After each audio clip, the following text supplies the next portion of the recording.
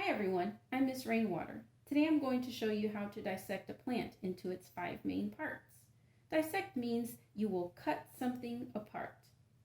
The 5 main parts I will cut today and show you are the roots, the stems, the leaves, the flower, and I will show you the seeds.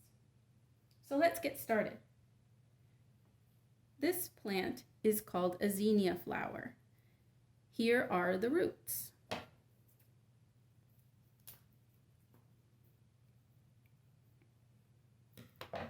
The roots absorb the water from the soil. The roots hold the plant in place. This part is called the stem. It transports water and nutrients to all parts of the plant.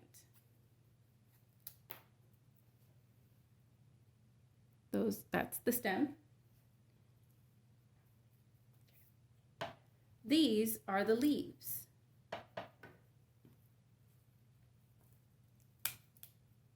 They use sunlight, carbon dioxide, and water to make food for the plant.